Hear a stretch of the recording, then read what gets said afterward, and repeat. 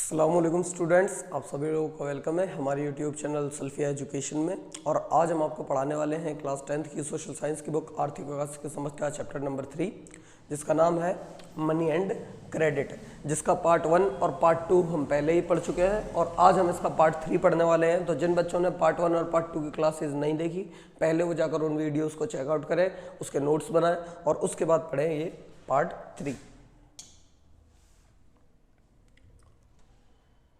तो आज हम पढ़ने वाले हैं, अभी तक हमने ये पढ़ा था कि ग्रामीण क्षेत्रों में ऋण के स्रोत क्या क्या होते हैं। मतलब औपचारिक क्षेत्रों से ग्रामीण क्षेत्र ऋण लेते हैं या अनौपचारिक क्षेत्र से लेते हैं, या शहरी क्षेत्रों में औपचारिक क्षेत्र से ज़्यादा ऋण लिया जाता है या अनौपचारिक क्षेत्र से ज़्यादा ऋण लिया जाता है। तो ये सारी चीज़ों को हम कल की क्लास में पढ़ चुके हैं।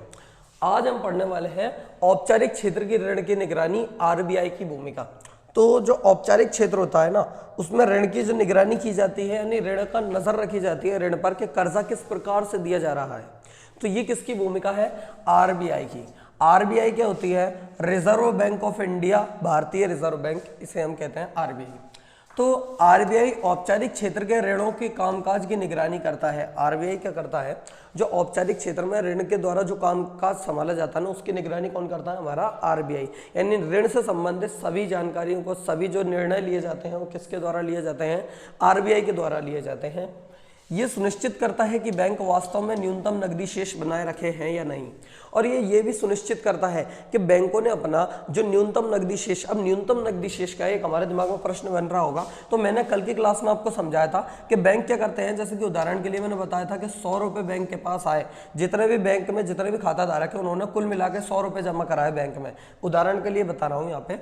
तो उसमें से क्या करती है बैंक? 85 रुपए तो क्या कर देती है, वो दे देती है लोगों को किसकी तरह? ऋण। 85 जो रुपए होते हैं उसको तो ऋण बनाकर क्या कर देती है बैंक? कर्जे के रूप में दे देती है। और जो 15 रुपए होते हैं, यानी 15% जो बचता है, उसको बैंक क्या करती है? अपने पास रखती है, ताकि कभी भी कोई यदि खाता धारक आए पैसे लेने के लिए तो उसको ये पैसे प्राप्त हो सके। अब अगर मान लीजिए बैंक में 1 करोड़ रुपए रखे हैं, तो बैंक क्या करेगी? अपने पास 15 लाख रुपए उसमें से रखेगी और 85 लाख को बैंक क्या करेगी? ऋण देने के लिए, फिर कर्ज देने के लिए अपने पास रखती है, उससे कर्जा दे देगी और उस पर बैंक क्या प्राप्त करती है? ब्याज प्राप्त करती है। तो क्या करता है आरबीआई? इस चीज का ध्यान रखता है कि बैंक क्या बनाए हुए हैं? न्यूनतम नकदी शेष। यानी बैंक, आरबीआई ये नजर रखता है कि कहीं बैंकों ने ऐसा तो नहीं कर रखा कि 15% भी नहीं रखा हो, बिल्कुल ही सारे पैसे किस में दे दिया हो? ऋण में दे दिया हो, सारे पैसे को क्या कर दिया हो? कर्जा दे दिया हो। तो बैंक, वो जो आरबीआई होता है वो क्या करता है? इस चीज पर नजर रखता है कि बैंकों ने अपना न्यूनतम नकदी शेष बनाया हुआ है या नहीं। मतलब कहीं ऐसा तो नहीं है कि बैंकों ने अपना न्यूनतम नकदी शेष बना ही नहीं रखा। तो इस प्रकार से क्या करता है आरबीआई? इन पर निगरानी करता है। आरबीआई ये भी निगरानी रखता है कि औपचारिक क्षेत्र के ऋण सभी के लिए उपलब्ध हैं, ना कि केवल अमीर परिवारों के लिए। आरबीआई इसके अलावा और क्या क्या निगरानी करता है? आरबीआई इसके अलावा ये निगरानी भी करता है कि औपचारिक क्षेत्र के जो ऋण है, और औपचारिक क्षेत्र के ऋण क्या है? कल की क्लास में हमने पढ़ा था कि बैंकों से जो लिया जाने वाला ऋण और सहकारी समितियों से लिया जाने वाला ऋण किस ऋण में आता है? औपचारिक क्षेत्र के ऋण के अंदर आता है। तो आरबीआई क्या करता है? इस चीज की निगरानी रखता है कि औपचारिक क्षेत्र का जो ऋण है वो सभी के लिए तो है ना, कहीं ऐसा तो नहीं किसी पर्टिकुलर व्यक्ति को ही मिल रहा हो या फिर सिर्फ अमीर परिवारों को ही मिल रहा हो, गरीब परिवारों को मिल ही नहीं रहा हो ऋण। तो इस बात की निगरानी कौन करता है? हमारा आरबीआई, यानी reserve bank of India. Bank अपनी आवधिक रिपोर्ट, यानी बैंक क्या करते हैं? अपनी अवधि के अनुसार रिपोर्ट क्या करते हैं? आरबीआई को सौंपते हैं, यानी भारतीय रिजर्व बैंक को बैंक क्या करते हैं? जो नॉर्मल बैंक्स होते हैं हमारे यहाँ, एसबीआई वगैरह और भी जो बहुत सारी बैंक की ब्रांचें, सब क्या करती है? अपनी अवधि के हिसाब से रिपोर्ट को क्या करते हैं? आरबीआई को सौंपते हैं कि वे कितना उधार दे रहे हैं, किसे उधार दे रहे हैं, किस ब्याज दर पर उधार दे रहे हैं आदि। तो बैंक क्या करते हैं? अपनी अवधि के अनुसार अपनी रिपोर्ट भेजते हैं, समय समय पर अपनी रिपोर्ट भेजते हैं। किसको? भारतीय रिजर्व बैंक को। और क्यों भेजते हैं? ताकि उससे पता लग सके कि बैंक क्या कर रहे हैं, कितना तो उधार दे रहे हैं, किसे उधार दे रहे हैं और किस ब्याज दर पर उधार दे रहे हैं। क्योंकि इन तीनों चीजों की निगरानी किसके हाथ में होती है? हमारी आरबीआई के हाथों में होती है। और आरबीआई ही ये तय करता है कि जो उधार देने पर जो ब्याज दर लिया जाएगा, यानी ऋण पर जो ब्याज दर लिया जाएगा वो कितना होगा, यानी कितने प्रतिशत जो ब्याज दर लिया जाएगा वो किसके, वो कौन तय करता है? आरबीआई हमारा तय करता है। अब इसके बाद हम देखेंगे कि औपचारिक क्षेत्र में ऋण की निगरानी तो हम समझ चुके हैं। औपचारिक क्षेत्र में जो ऋण की निगरानी की जाती है वो किसके द्वारा की जाती है? आरबीआई के द्वारा की जाती है, रिजर्व बैंक ऑफ इंडिया के द्वारा की जाती है। अब हम देखेंगे अनौपचारिक क्षेत्र में ऋण की कोई निगरानी नहीं। अब जो अनौपचारिक क्षेत्र है उसमें ऋण की निगरानी कौन करता है? नहीं, अनौपचारिक क्षेत्र में जो कर्जा दिया जाता है उस पर निगरानी किसके द्वारा की जाती है? तो उस पर निगरानी किसी के भी द्वारा नहीं की जाती। क्यों नहीं की जाती? अनौपचारिक क्षेत्र की ऋण गतिविधियों की निगरानी के लिए कोई एजेंसी या संस्था नहीं है। यानी अनौपचारिक क्षेत्र में जो ऋण की निगरानी करने के लिए कोई एजेंसी या संस्था कोई है ही नहीं। आरबीआई जैसी कोई संस्था है ही नहीं। किस क्षेत्र के लिए? अनौपचारिक क्षेत्र में दिए गए ऋण के लिए। औपचारिक क्षेत्र की तुलना में अनौपचारिक क्षेत्र का अधिकांश ऋणदाता ऋण पर बहुत अधिक ब्याज लेते हैं और यही कारण है कि औपचारिक क्षेत्र में जो ऋण दिया जाता है ना, उससे कहीं ज्यादा ब्याज दर किस में ली जाती है? अनौपचारिक क्षेत्र में दिए गए ऋण की ली जाती है। इस प्रकार अनौपचारिक क्षेत्र के ऋण की लागत बहुत अधिक है। यानी अनौपचारिक क्षेत्र में, जैसे कि कल मैंने आपको बताया था कि औपचारिक क्षेत्र में यदि हम ऋण लेते हैं तो बैंक के द्वारा एक फिक्स रहता है कि आपने 100 रुपए ऋण लिया है तो इसके ऊपर आपको क्या करना होगा? 5 रुपए क्या करना होंगे? हमको ब्याज के देने होंगे। यानी जब आप लौटाओगे 1 महीने में 2 महीने में तो आपको क्या करना होगा? 105 रुपए हमें देने होंगे और ये 5 रुपए किसके होंगे? ये बैंक के बचत के होंगे, यानी ये बैंक के खुद के होंगे। अब जो अनौपचारिक क्षेत्र होता है, अनौपचारिक क्षेत्र क्या करता है? अनौपचारिक क्षेत्र में यदि मान लीजिए किसी ने, जो साहूकार वगैरह होते हैं, जो लाला वगैरह होते हैं, ये जो देते हैं उधार, तो ये क्या करते हैं? जो 100 रुपए उधार दिए इन्होंने, तो इस पर क्या करते हैं? अपनी मर्जी के अनुसार ऋण लगा देते हैं। जैसे कि मान लीजिए ये लगा देंगे कि हम क्या करेंगे? 130 रुपए लेंगे जब आप हमें दोगे, या फिर हम क्या करेंगे? 150 रुपए लेंगे। और कहीं कहीं पर तो इससे ज्यादा भी वसूला जाता है, जिससे क्या होता है? जो ऋण लेने वाला होता है या फिर ऋण धारक होता है, उसको वो क्या नहीं निकल पाता? कभी भी कर्ज के समूह से निकल नहीं पाता। यानी जो कर्ज का चक्र भी होता है ना, इससे कभी निकल ही नहीं पाता। कौन? ऋण को धारण करने वाला। कौन से क्षेत्र से ऋण धारण करने वाला? अनौपचारिक क्षेत्र से। और क्यों? क्योंकि उसकी कोई निगरानी होती ही नहीं है। जबकि औपचारिक क्षेत्र में जो दिया गया ऋण होता है उसकी निगरानी होती है किसके द्वारा होती है? रिजर्व बैंक ऑफ इंडिया के द्वारा। अनौपचारिक ऋणदाताओं को अपना पैसा वापस पाने के लिए अनुचित साधनों का उपयोग करने से रोकने वाला कोई भी नहीं है। तो क्या होता है? जो अनौपचारिक ऋणदाता होते हैं, यानी क्या होता है? ऋण धारक नहीं आया, यहाँ पर ऋणदाता आए हैं। तो क्या होता है? अनौपचारिक क्षेत्र के जो ऋणदाता होते हैं, यानी अनौपचारिक क्षेत्र में जो ऋण देने वाले होते हैं, उनको अपना पैसा वापस पाने के लिए क्या होता है? अनुचित साधनों का प्रयोग करते हैं। अनुचित साधनों का यानी जो उचित नहीं होता है, ऐसे हरकतें वो करते हैं। यानी लोगों को मारते पीटते वगैरह है, उनसे क्या करते हैं? उनका सामान ले जाते हैं, उनके घर से वगैरह वगैरह, उनको बहुत परेशान किया जाता है। तो वो ये जो सारे अनुचित साधनों का इस्तेमाल करते हैं, तो इसको उपयोग करने से रोकने वाला उनको कोई भी नहीं है, क्योंकि वो किस क्षेत्र के अंदर आ रहे हैं? अनौपचारिक क्षेत्र के अंदर आ रहे हैं। वो क्या है? अनौपचारिक ऋणदाता हैं, इसलिए। जबकि जो औपचारिक क्षेत्र होता है वो ऐसा बिल्कुल भी नहीं कर सकता।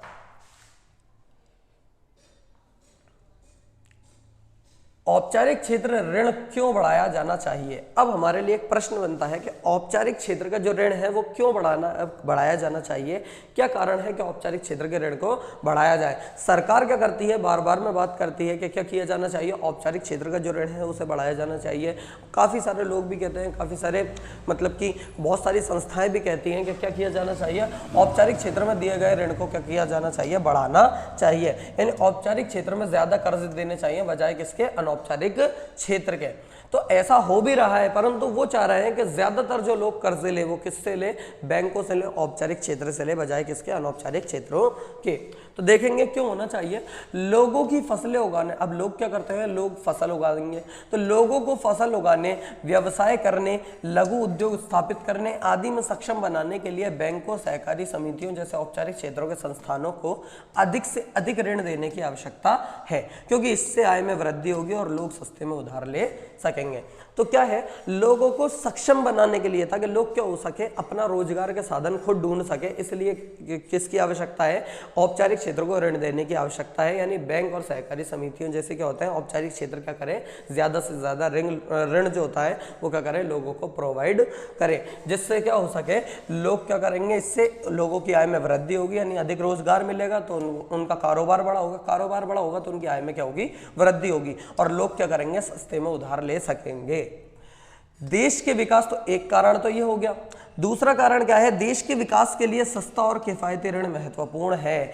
ये भी बहुत अच्छी लाइन दी गई है यहाँ पे कि यदि किसी देश का विकास करना होगा तो उसमें क्या आवश्यक होगा, उस देश में सस्ता ऋण दिया जाना चाहिए। क्यों? क्योंकि सीधी सी बात है, अगर ऋण पर बहुत ज्यादा टैक्स लगा देंगे, यानी बहुत ज्यादा, उदाहरण के लिए मान लीजिए अगर ऋण के ऊपर बहुत ज्यादा क्या लगा देंगे, ये ब्याज लगा देंगे, ऋण के ऊपर क्या लगा देंगे, बहुत ज्यादा ब्याज लगा देंगे, तो बहुत ज्यादा जब अगर ब्याज लग जाएगा तो क्या नहीं हो पाएगा, जो लोग हैं, जो बड़े बड़े व्यापारी हैं, वो सीधी सी बात है बैंकों से ब्याज नहीं लेने में सक्षम नहीं हो पाएंगे। और देश की अर्थव्यवस्था कब चलती है, बड़े बड़े व्यापारी, जो बड़े बड़े व्यापार होते हैं, बड़े बड़े उद्योग होते हैं, बड़ी बड़ी बहुराष्ट्रीय कंपनियां होती हैं, उनके द्वारा ही देश की अर्थव्यवस्था को चलाया जाता है। जब देश बड़े बड़े तौर पर व्यापार करेगा तो देश की अर्थव्यवस्था क्या होगी, मजबूत होगी।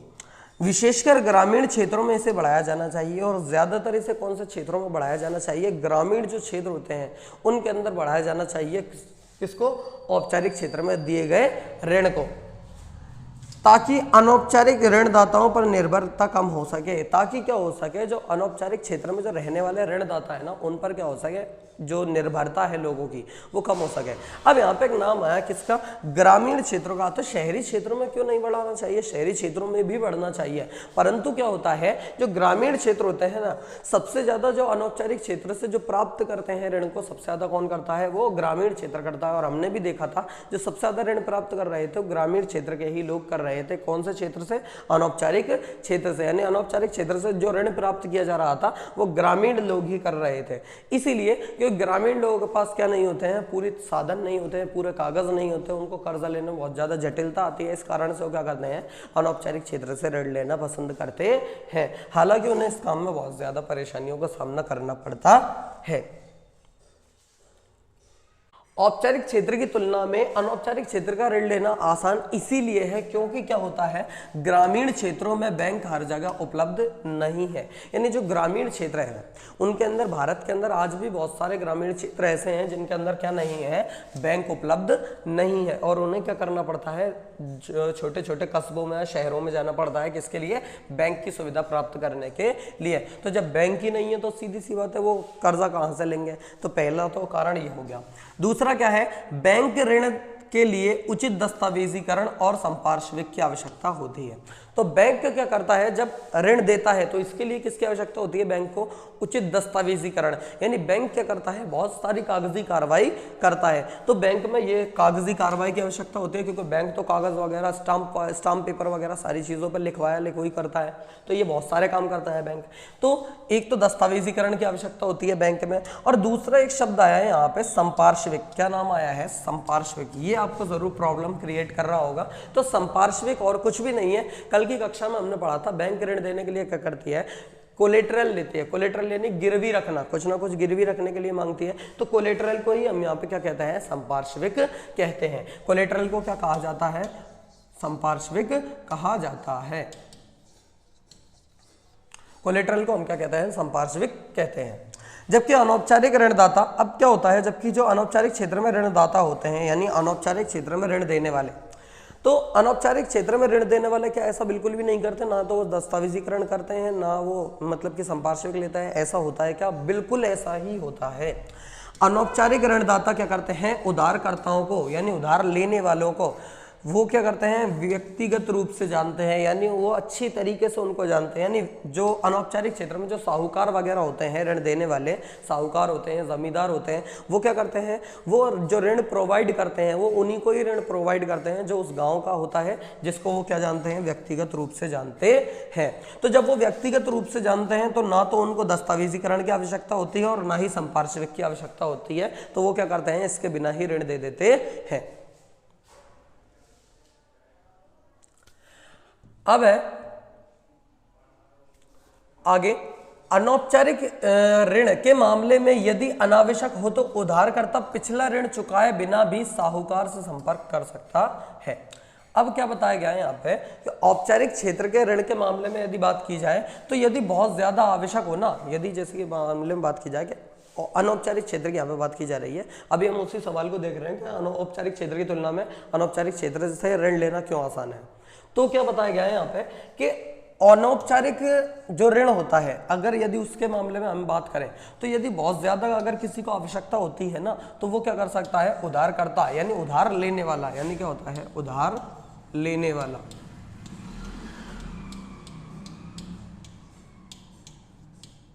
यानी उधार लेने वाला।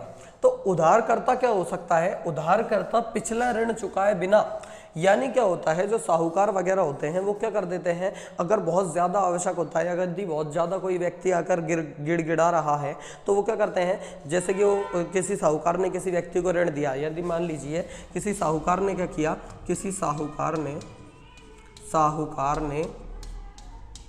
क्या किया, किसी को ऋण दिया, किसको दिया ऋण, मान लीजिए एक किसान को क्या किया, गरीब किसान को ऋण दिया, और ऋण देने के बाद क्या हो रहा है, वो किसान की इतनी स्थिति नहीं बनी कि वो अपने ऋण को वापस इसको क्या कर दे, चुका दे। तो क्या हो सकता है, लेकिन अब इसको दोबारा से ऋण की आवश्यकता पड़ी, तो ये क्या कर सकता है, ये जो किसान है ये क्या कर सकता है, दोबारा से इस साहूकार से क्या कर सकता है, ऋण मांग सकता है, जबकि इसने पिछला वाला जो ऋण है वो अभी तक चुकाया नहीं है, परंतु ये क्या कर सकता है, साहूकार से दोबारा क्या कर सकता है, ऋण मांग सकता है। तो ऐसा लेकिन क्या नहीं होता, औपचारिक क्षेत्र के ऋणों में ये संभव नहीं है, यानी औपचारिक क्षेत्र में जो ऋण दिया जाता है उसमें क्या नहीं है, ये काम संभव नहीं है कि आप पिछला ऋण चुकाए बिना ही क्या कर दो, दोबारा से कर्जा ले लो, यानी दोबारा से आप कर्जा ले ही नहीं सकते जब तक आपने पिछला ऋण चुकाया नहीं है। अनौपचारिक क्षेत्र के साहूकार बहुत अधिक ब्याज दरें वसूलते हैं। अनौपचारिक क्षेत्र के क्या होते हैं, जो साहूकार वगैरह होते हैं, अब ये साहूकार जी जो पैसे दे रहे हैं इस किसान को, तो क्या यूं ही दे देंगे क्या, नहीं, तो जब ये दोनों ऋणों को चुकाएगा तो क्या करेंगे, इससे बहुत ज्यादा क्या करेंगे, पैसे मांगेंगे। यानी इससे मान लीजिए अगर उदाहरण के लिए इसने 2 बार में करके, एक बार में इसने 100 लिए और एक बार में इसने 200 लिए, किसने, इस किसान ने साहूकार से एक बार में 100 रुपए लिए और एक बार में 200 रुपए लिए, तो ये दोनों को ओवरऑल करके ना तो इससे 300 मांगेगा ना इससे 310 मांगेगा, ये क्या कर देगा, इससे यूँ कहेगा या तो आप मुझे 400 दो या फिर मुझे क्या करो 450 रुपए दो। और अगर किसान क्या नहीं करेगा, इसको पैसा नहीं देगा, तो ये क्या करेगा, अनुचित साधनों का उपयोग करेगा, यानी इसको मारेगा पीटेगा और फिर क्या करेगा, इससे ऋण की वापसी करेगा, यानी ऋण को वापस लेगा।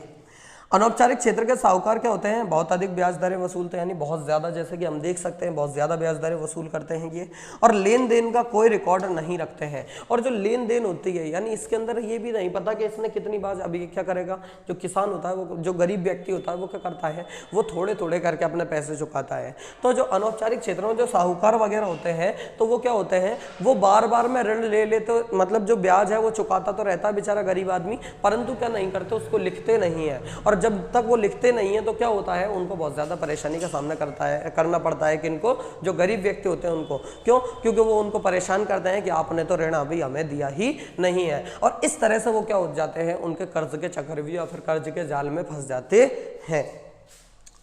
लेकिन फिर भी ग्रामीण क्षेत्रों में अनौपचारिक क्षेत्र का ऋण औपचारिक क्षेत्र के ऋण से अधिक है। लेकिन फिर भी ग्रामीण क्षेत्रों के अंदर क्या है, जो अनौपचारिक क्षेत्र का ऋण है वो क्या है, औपचारिक क्षेत्र के ऋण से अधिक है। यानी ज्यादातर ग्रामीण क्षेत्रों में आज भी क्या होता है, अनौपचारिक क्षेत्र से तो ऋण ज्यादा लिया जाता है बजाय किसके, औपचारिक क्षेत्र के। तो पहला कारण क्या था, बैंक का। दूसरा कारण क्या था, बैंक संपार्श्विक और दस्तावेजीकरण करते हैं, जबकि जमींदार को या फिर साहूकार को इस चीज की आवश्यकता नहीं होती, क्योंकि वो उन्हें क्या करते हैं, व्यक्तिगत रूप से जानते हैं।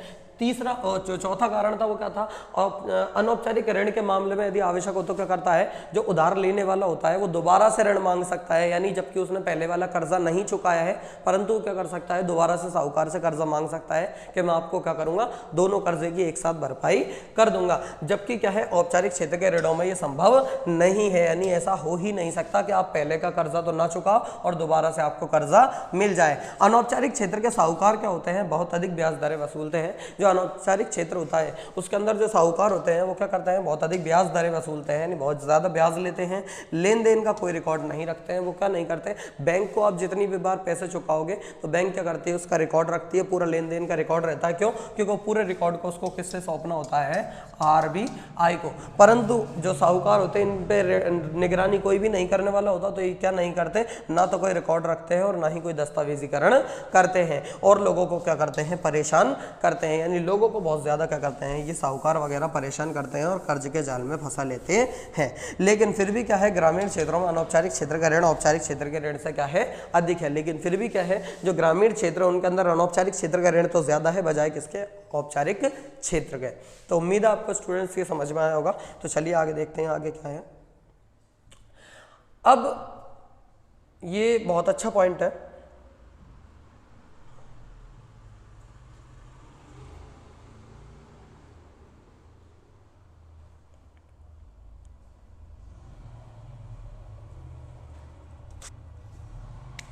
तो स्टूडेंट्स अब क्या है, अब एक नया पॉइंट हमारे सामने निकल कर आता है और उस पॉइंट का नाम है स्वयं सहायता समूह, यानी स्वयं की सहायता का समूह, जिसे हम इंग्लिश में बोलें तो सेल्फ हेल्प ग्रुप्स।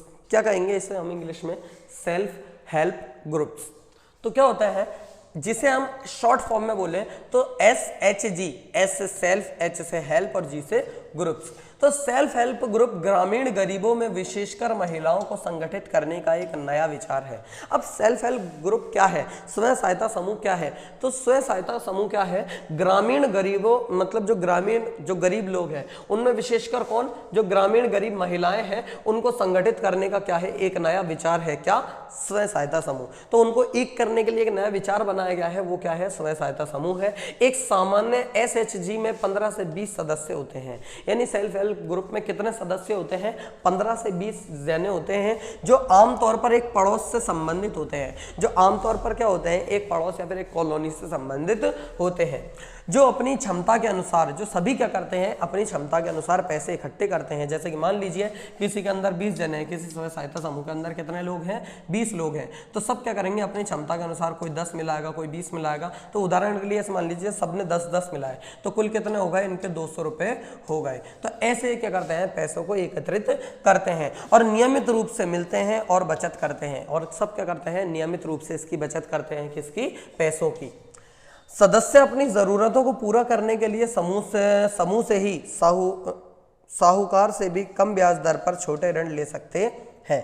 और जो ग्रामीण क्षेत्रों में परिपाटी स्टार्ट की गई है, तो सदस्य क्या कर सकते हैं, अपनी जरूरतों को पूरा करने के लिए जो समूह है, कौन सा समूह है? जो सेल्फ हेल्प ग्रुप का समूह है, यानी जो SHG का जो समूह है, उससे ही क्या कर सकते हैं, साहूकार से भी कम ब्याज दर पर, यानी साहूकार से भी बहुत कम ब्याज दर पर क्या कर सकते हैं, छोटे छोटे ऋण ले सकते हैं। यानी जो छोटे मोटे ऋण लेना होता है वो क्या कर सकते हैं, खुद ही ले सकते हैं, क्योंकि इन्होंने क्या करते हैं, आपस में बैठकर पैसे की बचत करते हैं। यानी जिसको भी आवश्यकता पड़ती है, मान लीजिए सेल्फ हेल्प ग्रुप है, इसके अंदर 20 लोग हैं, 20 लोगों ने एक महीने में 200 रुपये की बचत की। अब मान लीजिए इस व्यक्ति को आवश्यकता पड़ी तो ये क्या करेगा, 200 रुपये ले लेगा और बहुत कम ब्याज दर होती है। तो ये बात कर लेते हैं कि हाँ ठीक है, आपको कितने, जब आप हमें लौटाओगे तो क्या कर दीजिएगा, आप 200 में 10 रुपये जोड़कर दे दीजिएगा। तो 200 में जब ये 10 रुपये जोड़कर देते हैं तो कितने हो जाएंगे, इनको कितने रुपये देने होंगे, 210 रुपये देने होंगे, जिससे ना तो लेने वाले को कोई परेशानी आती है कर्ज, और ना ही देने वालों को कोई परेशानी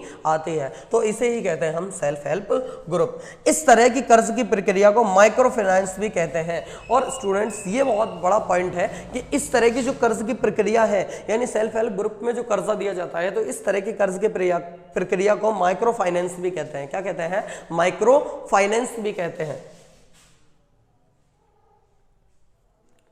अब हम देखेंगे इसमें आगे कि एक निश्चित अवधि के बाद यदि समूह नियमित बचत करता है तो वह बैंक से ऋण प्राप्त करने के लिए पात्र हो जाता है। और यहाँ पे एक और लाइन आई है, यदि क्या होता है, जैसे कि मान लीजिए थोड़े थोड़े करके जो पैसे इकट्ठा करते हैं, यदि क्या करता है, जो समूह होता है वो नियमित बचत करता रहता है, यानी हर बार अगर वो लगातार सही बचत कर रहा है तो वो क्या हो जाता है, बैंक से ऋण प्राप्त करने के लिए पात्र हो जाता है, यानी बैंक से ऋण प्राप्त करने के वो लायक हो जाता है। क्या हो जाता है लायक? सेल्फ हेल्प ग्रुप का जो समूह है वो बैंक से ऋण प्राप्त करने के लायक हो जाता है। और बैंक भी ऐसे जो ग्रुप्स होते हैं उनको क्या करती है, ऋण देना पसंद करती है। सदस्यों के लिए स्वरोजगार के अवसर पैदा करने के लिए SHG के नाम पर ऋण स्वीकृत किया जाता है। और क्या होता है, SHG में ऋण क्यों दिया जाता है? SHG में ऋण इसलिए दिया जाता है ताकि जो SHG में जो सदस्य हैं वो क्या हो सके, स्वरोजगार प्राप्त कर सके, यानी वो क्या कर सके, अपना मान लीजिए कोई छोटा मोटा कारोबार स्टार्ट कर सके। किससे?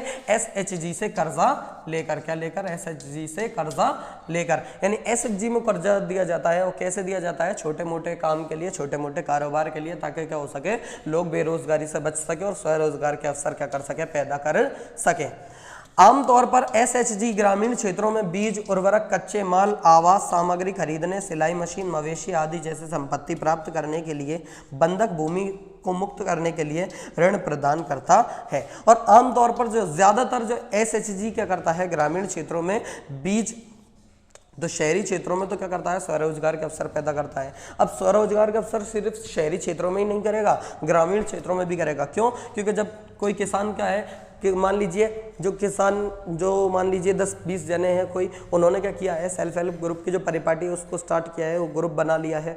और ग्रुप बनाने के बाद वो क्या कर रहे हैं, अब उनको आवश्यकता पड़ी, मान लीजिए किसी एक किसान को आवश्यकता पड़ी कि उसके पास इतने पैसे नहीं है कि वो अपने खेत में क्या कर सके, बीज को खरीद कर बो सके। तो वो क्या करेगा, जो सेल्फ हेल्प ग्रुप है उससे क्या करेगा, पैसे मांगेगा और वो पैसे क्या करेंगे, उसे दे देंगे। और एक अच्छी एक ब्याज दर तय की जाती है, उतनी ही ब्याज दर पर वो क्या करेंगे, इन्हें पैसे प्रोवाइड करेंगे। और पैसे प्रोवाइड करने के बाद क्या करेगा, इसको स्वरोजगार के अवसर पैदा होंगे, ये अपने खेत में भी बीज लगा पाएगा। इसके अलावा लोग क्यों क्यों कर्जे लेते हैं ग्रामीण क्षेत्रों में, उर्वरक के लिए। अब बीज लगाने के बाद मान लीजिए ऐसा थोड़ी है कि यूं ही छोड़ देगा, तो उसको किसी ने बीज लगा लिया, अब उसके पास उर्वरक के पैसे नहीं है तो वो क्या करता है, उर्वरक के पैसे मांगता है। इसके अलावा कच्चे माल, इसके अलावा क्या करता है, मान लीजिए उदाहरण के लिए छोटा मोटा किसी ने उद्योग लगाया तो उसके लिए कच्चे माल खरीदने के लिए भी क्या करते हैं, सेल्फ हेल्प ग्रुप से कर्जा लिया जाता है। इसके अलावा आवास सामग्री खरीदने, इसके अलावा क्या होता है, किसी को घर बनाना है, अपना आवास बनाना है, आवास यानी रहने का स्थान, यानी किसी को घर बनाना है तो वो भी क्या करेगा, सेल्फ हेल्प ग्रुप से कर्जा मांग सकता है। और इसके अलावा क्या होता है, इसके अलावा सिलाई मशीन खरीदने के लिए भी क्या होता है, बहुत सारे लोग, बहुत सारी महिलाएं क्या होती हैं, ताकि वो बेचारी क्या कर सकें, अपने थोड़े बहुत पैसे को इकट्ठा कर सके, थोड़ा बहुत वो भी रोजगार पैदा कर सके, इसीलिए क्या करती हैं, वो भी सिलाई मशीन वगैरह खरीदने के लिए भी सेल्फ हेल्प ग्रुप से छोटे मोटे कर्जे ले लेती हैं।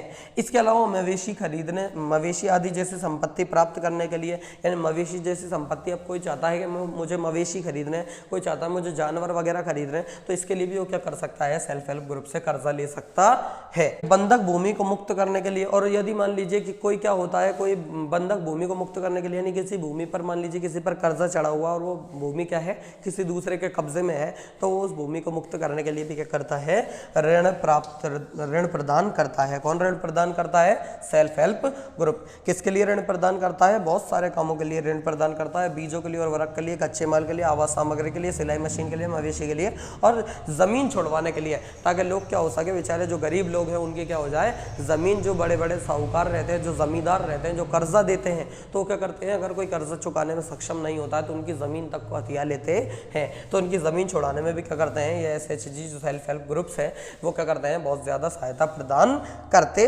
हैं। अब देखिए इसके अलावा सेल्फ हेल्प ग्रुप क्या करते हैं, और क्या लाभ हैं सेल्फ हेल्प ग्रुप के, तो बचत और ऋण से संबंधित सभी महत्वपूर्ण निर्णय सदस्यों द्वारा लिए जाते हैं। तो बचत से संबंधित सभी निर्णय किसके द्वारा लिए जाते हैं, सदस्यों के द्वारा लिए जाते हैं।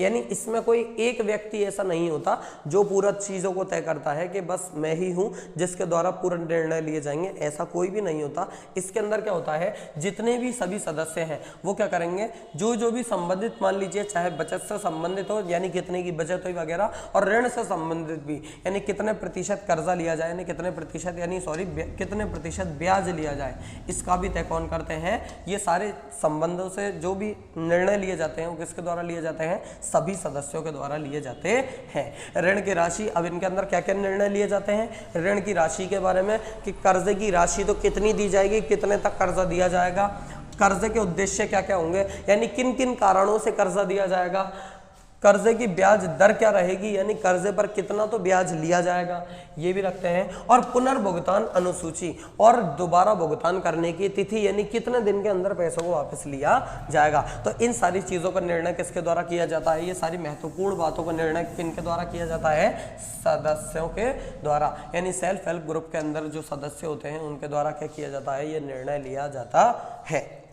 समूह के अन्य सदस्यों द्वारा ऋण की अदायगी को गंभीरता से लिया जाता है, और समूह के जो सदस्य होते हैं उनके द्वारा क्या किया जाता है, ऋण की अदायगी को गंभीरता से लिया जाता है। यानी सदस्य में मतलब जैसे कि उदाहरण के लिए मान लीजिए कि जो सेल्फ हेल्प ग्रुप है, जो क्या है, सेल्फ हेल्प ग्रुप है, तो उसके अंदर क्या होता है, जितने भी सदस्य हैं उनके द्वारा जो कर्जा लिया जाता है तो वो क्या होता है, बहुत ही सही तरीके से लिया जाता है और बहुत ही गंभीरता से उसका ध्यान रखा जाता है।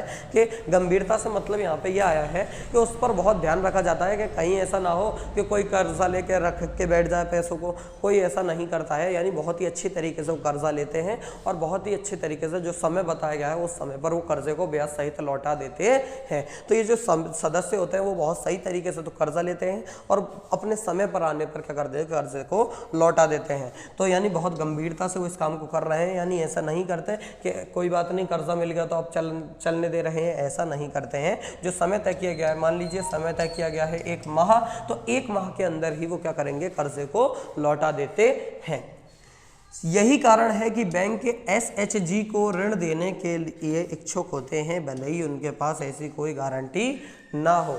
और यही कारण है, मैंने आपको अभी बोला था कि बैंक क्या करते हैं, SHG यानी स्वयं सहायता समूह यानी सेल्फ हेल्प ग्रुप को क्या करते हैं, ऋण देने के लिए इच्छुक होते हैं। यानी उनको कर्जे देने के लिए बैंक क्या होती हैं, इच्छुक होती हैं। क्यों होती हैं? क्योंकि यहाँ के जो भी सदस्य होते हैं वो क्या करते हैं, ऋण को बड़ी ही ऋण की अदायगी बहुत ही सही तरीके से करते हैं। यानी जो ऋण लिया गया है, यानी अगर 1 माह बोला गया है तो 1 माह के भीतर ही ऋण जमा हो जाता है। यानी जो कर्जा लिया गया है वो कर्जा 1 माह के भीतर ब्याज सहित लौटा दिया जाता है। तो इस कारण से क्या होते हैं, जो बैंक होते हैं वो क्या करते हैं, SHG को ऋण देने के लिए क्या होते हैं, इच्छुक होते हैं कि SHG यदि चाहे तो बैंकों से भी ऋण प्राप्त कर सकता है। अगर किसी का SHG यानी सेल्फ हेल्प ग्रुप बहुत अच्छा चल रहा है तो वो क्या कर सकता है, बड़ी ही आसानी से बैंक से कर्जा ले सकता है। और क्यों ले सकता है, क्योंकि वो अदायगी बहुत अच्छी तरीके से करते हैं और इसके अलावा बैंक भी क्या करती है, उन्हें बहुत लाभ पहुंचाती है। क्यों लाभ पहुंचाती है, कि ना तो उनसे संपार्श्विक के बारे में पूछती है ना ही कोई और बातों के बारे में पूछती है। बैंक क्या करती है, उन्हें डायरेक्ट ही कर्जा प्रोवाइड कर देती है। यानी जो उनको यदि मान लीजिए ऋण की आवश्यकता हुई, सेल्फ हेल्प ग्रुप को 1 लाख रुपए के ऋण की आवश्यकता हुई तो बैंक क्या कर देगी, बिना कोलेटरल लिए उनको क्या कर देती है, ऋण प्रोवाइड कर देती है। क्योंकि उनकी एक संस्था बन जाती है, क्योंकि वो लगातार चलते रहते हैं तो उनकी क्या हो जाती है, एक सेल्फ हेल्प ग्रुप का खुद का एक क्या हो जाता है, बैंक में भी अकाउंट हो जाता है और उनकी एक संस्था तय हो जाती है। इसीलिए क्या करती है, बहुत ही आसानी से बैंक भी इन्हें कर्जा दे देती है। तो उम्मीद है आपको समझ में आ गया होगा। तो अब हम पढ़ने वाले हैं सेल्फ हेल्प ग्रुप के लाभ। यानी सेल्फ हेल्प ग्रुप से हमें क्या लाभ है, जो स्वयं सहायता समूह है। अब स्वयं सहायता समूह क्या होता है, एक साथ बढ़कर इसके अंदर लोग चलते हैं। तो इससे लाभ क्या होता है, स्वयं सहायता समूह से सब खुद की मदद कैसे कर लेते हैं, कोलेटरल की समस्या को हल करने में मदद करता है। स्वयं सहायता समूह के अंदर क्या होता है, जो कोलेटरल की समस्या होती है इसको बड़ी ही आसानी से खत्म कर देता है। यानी हमने देखा था कि औपचारिक क्षेत्र क्या करते हैं, कोलेटरल लेते हैं, यानी संपार्श्विक लेते हैं। जबकि अनौपचारिक क्षेत्र के अंदर क्या होता है, कोलेटरल नहीं लिया जाता है, परंतु वो लोगों को, कर्जा लेने वालों को क्या करते हैं, बहुत ज्यादा परेशान करते हैं। जो SHG होता है यानी जो सेल्फ हेल्प ग्रुप होता है वो कोलेटरल नहीं लेता। यानी SHG के यदि मेंबर को किसी को कर्जा चाहिए तो वो उसको कुछ भी गिरवी रखने की आवश्यकता नहीं होती है। विभिन्न उद्देश्यों के लिए उचित ब्याज दर पर पारिवारिक ऋण प्रदान करता है। और SHG क्या करता है, बहुत सारे उद्देश्यों के लिए, बहुत सारे कारणों के लिए क्या करता है, बहुत ही सही ब्याज दर पर, बहुत ही ऐसा नहीं लेता, बहुत ज्यादा ब्याज दर लेता है, बहुत ही न्यूनतम ब्याज दर पर क्या करता है, पारिवारिक ऋण प्रदान करता है। यानी परिवारों को ऋण प्रदान करता है और बड़ी ही अच्छे तरीके से जो ऋण होता है उसको प्रदान किया जाता है। किसके द्वारा, सेल्फ हेल्प ग्रुप के द्वारा। महिलाओं को आर्थिक रूप से आत्मनिर्भर बनाने में मदद करता है। और जो महिलाएं रहती हैं उनको भी क्या करता है, आर्थिक रूप से आत्मनिर्भर बनाने में मदद करता है। कौन मदद करता है, जो हमारा सेल्फ हेल्प ग्रुप्स है ये, ठीक है। समूह की नियमित बैठकें विभिन्न सामाजिक मुद्दों जैसे स्वास्थ्य, पोषण, घरेलू हिंसा आदि पर चर्चा करने और उन पर कार्य करने के लिए एक मंच प्रदान करती है। और समूह में क्या होता है, यानी जो सेल्फ हेल्प ग्रुप के जो समूह होते हैं उसके अंदर क्या होती है, नियमित बैठकें होती हैं। यानी समय समय पर क्या की जाती हैं, बैठकें की जाती हैं, सभा की जाती हैं, जिससे क्या होता है, विभिन्न सामाजिक मुद्दे होते हैं उन पर बहस की जाती है इसके अंदर। यानी इसके अंदर एक मंच लगाया जाता है, मंच लगाया जाता है, उसके ऊपर क्या होती है, हैं, बहसें की जाती हैं विभिन्न सामाजिक समूहों पर। अब सामाजिक समूह क्या है, जो समाज से जुड़े हुए हैं, जैसे कि स्वास्थ्य स्थिति के बारे में की जाती है बहस, पोषण स्थिति के बारे में बहस की जाती है कि वर्तमान समय में लोगों की पोषण स्थिति कैसी है। इसके अलावा घरेलू हिंसा, अब महिलाओं के साथ क्या होती है, घरेलू हिंसा जैसी भी बातें आती है, महिलाओं को मारा पीटा जाता है घर वालों के द्वारा, तो इसके बारे में भी बातचीत होती है। यदि महिलाएं क्या होती हैं, सेल्फ हेल्प ग्रुप का हिस्सा है, तो उनको क्या मिलता है, एक मंच मिलता है जिससे वो क्या कर सकें, अपने इन विषयों के बारे में बात कर सकें और आदि पर चर्चा की जाती है और उन पर कार्य करने के लिए एक मंच प्रदान किया जाता है। और यदि इन सारे में से कोई भी चीज़ हो रही होती है तो क्या किया जाता है, उन पर कार्य भी किया जाता है और उनके बारे में बातचीतें भी की जाती है। तो ये करता है, कौन करता है, ये काम होता है सेल्फ हेल्प ग्रुप के अंदर। तो अभी हमने पढ़ा सेल्फ हेल्प ग्रुप क्या होते हैं, इसके अंदर क्या क्या होता है और इससे लाभ क्या क्या होते हैं। तो उम्मीद है आपको ये समझ में आया होगा। तो अब हम पढ़ रहे हैं आगे कि बांग्लादेश के ग्रामीण बैंक की सफलता की कहानी। अब हम देखेंगे बांग्लादेश का ग्रामीण बैंक है, उसकी हम एक सफलता की कहानी को देखेंगे। तो बांग्लादेश का ग्रामीण बैंक यानी ग्रामीण बैंक से हम ये भी कह सकते हैं self help group. Self help group से हम क्या कह देते हैं, ग्रामीण बैंक भी कह देते हैं, क्योंकि ग्रामीणों के लिए तो बैंक ही यही है। सेल्फ हेल्प ग्रुप क्या है, जहां पर बैंक की सुविधा अवेलेबल नहीं है वहां पर क्या करती है, ये बैंक की सुविधा अवेलेबल कराती है, यानी वहां पर क्या करती है, ये ऋण प्रदान करती है। तो इसे ही क्या कहा जाता है, ग्रामीण बैंक कहा जाता है, यानी गरीबों की बैंक कहा जाता है। सबसे पहले बांग्लादेश के ग्रामीण बैंक ने माइक्रो फाइनेंस की परिपाटी शुरू की। यानी सबसे पहले, अब हमारे दिमाग में प्रश्न बनेगा कि सबसे पहले किसने शुरुआत की, किसकी, ग्रामीण बैंक की। तो सबसे पहले जो शुरुआत की गई ग्रामीण बैंक की, माइक्रो फाइनेंस की जो सुविधा प्रदान की गई वो की गई थी बांग्लादेश में। कहां पर की गई थी, बांग्लादेश के अंदर। ग्रामीण बैंक के संस्थापक, और ग्रामीण बैंक का वहां पर संस्थापक कौन था, यानी किसने किया था, ग्रामीण बैंक को संस्थापित किसने किया था, मतलब सेल्फ हेल्प ग्रुप को वहां पे बनाया किसने था बांग्लादेश में। तो वो था एक व्यक्ति जिनका नाम था मोहम्मद यूनुस जी। कौन था इनका, ये थे व्यक्ति जिनका नाम क्या था, मोहम्मद यूनुस जी ने। इन्होंने क्या किया था, इस दिशा में काफी काम किया था, यानी सेल्फ हेल्प ग्रुप की दिशा में क्या हुआ था, इन्होंने काफी काम किया और ग्रामीण बैंक की इन्होंने ही परिपाटी शुरू की और गरीबों की मदद की। और इससे इन्होंने क्या किया, गरीबों की मदद की। इस काम को कर कर ये मोहम्मद यूनुस जी ने क्या की, गरीबों की मदद की। उनके प्रयासों के लिए उन्हें 2006 में नोबेल पुरस्कार से सम्मानित किया गया और इन्हें इन कारणों की वजह से क्या किया गया था, नोबेल पुरस्कार से सम्मानित किया गया था। किनको, मोहम्मद यूनुस जी को। किस कारण से, क्योंकि इन्होंने गरीबों की मदद की, उनके लिए ग्रामीण बैंक बनाई, इसीलिए इन्हें 2006 में क्या किया गया था, नोबेल पुरस्कार से सम्मानित किया गया था।